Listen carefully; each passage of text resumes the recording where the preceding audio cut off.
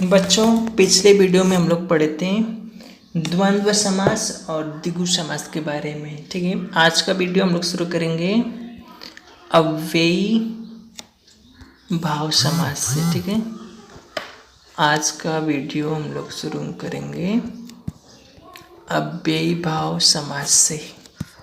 Okay, तो सबसे पहले आप अव्ययी भाव समास की परिभाषा सुन लीजिए।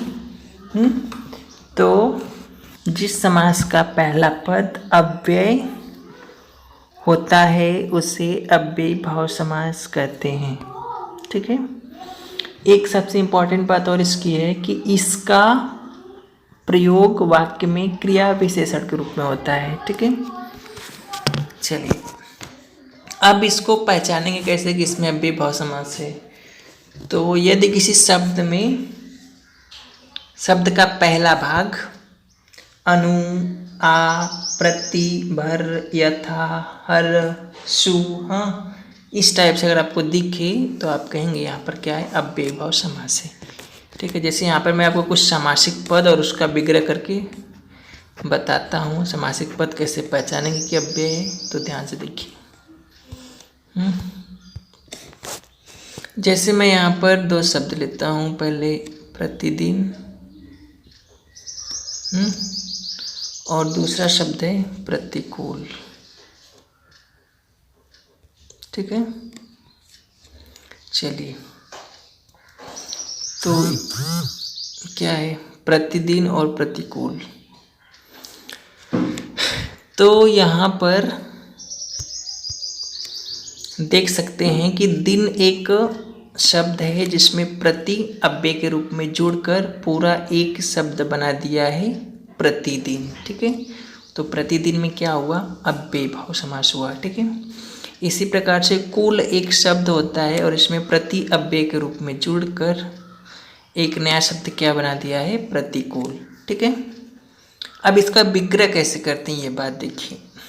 तो विग्रह करने के लिए विग्रह में इसके अर्थ को लिख देते हैं। ठीक है ना, अव्ययी भाव समास में विग्रह में कैसे लिखते हैं, इसके अर्थ को लिख देते हैं, वही इसका विग्रह हो जाता है। तो प्रतिदिन का मतलब क्या होता है, प्रत्येक दिन। ठीक है, तो आप लिख लेंगे।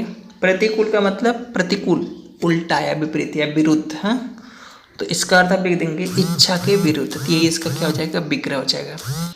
तो बच्चों इसी प्रकार से चलिए हम लोग कुछ और एग्जाम्पल लेते हैं समझने के लिए। जैसे एक शब्द है यथा शक्ति। ठीक है, ये आपका शब्द किसके अंतर्गत आ जाएगा, सामासिक पद के अंतर्गत या फिर समस्त पद के अंतर्गत आ जाएगा। और इसी प्रकार से एक और शब्द लेते हैं यथा स्थान। ठीक है, यथा स्थान। ठीक है, यह भी क्या है, एक समस्त पद या फिर सामासिक पद है। चलिए अब हम लोग क्या करेंगे, इसका विग्रह कैसे करेंगे वो देखिए। तो सबसे पहले इसमें समझिए कि कैसे इसमें अव्ययी भाव समास है। तो आपको बताया गया है पहचान में कि ऐसे किसी शब्द के शब्द का पहला पद या फिर पहला भाग, ठीक है, अव्यय हो। तो यहाँ पर यथा क्या है, एक अव्यय है। ठीक है,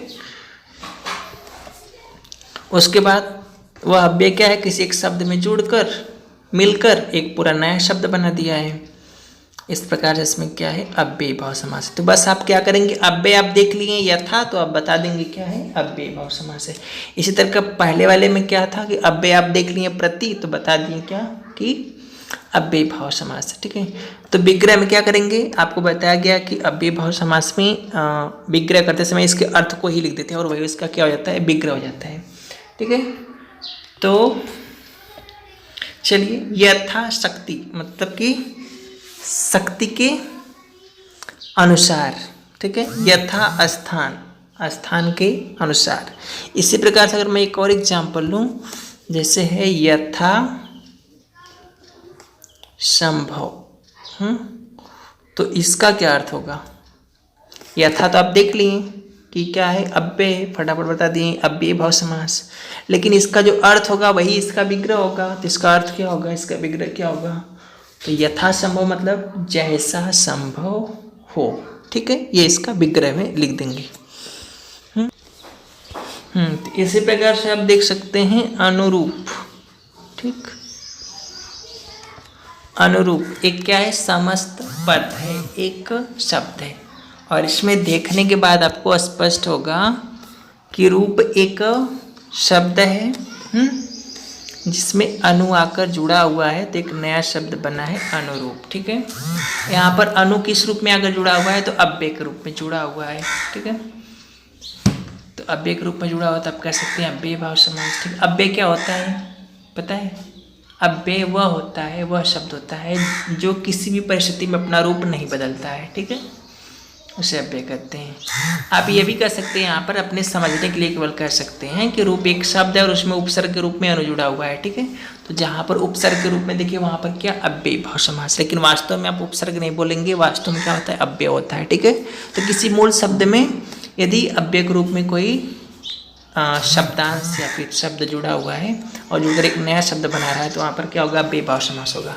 इसका जब विग्रह की बात आएगा इसके, तो इसके विग्रह में इसका अर्थ लिख देंगे अनुरूप, मतलब रूप के योग्य। ठीक है, इसी प्रकार से भरपेट अगर हम लोग लेंगे, भरपेट, तो भरपेट क्या है, एक शब्द है और इस शब्द में अगर हम लोग ध्यान से देखेंगे तो पेट एक शब्द होता है और उसमें भर आकर जुड़ा हुआ है। ठीक है, अव्यय के रूप में भर, तो ये अव्यय के रूप में जुड़ा हुआ है, इसलिए यहाँ पर क्या हो गया, अव्यय भाव समास हो गया। ठीक है, और अगर इसके हम विग्रह की बात करें, समास विग्रह की बात करें, तो उसमें क्या लिखेंगे, इसका अर्थ ही लिख देंगे, वही हो जाएगा समास विग्रह।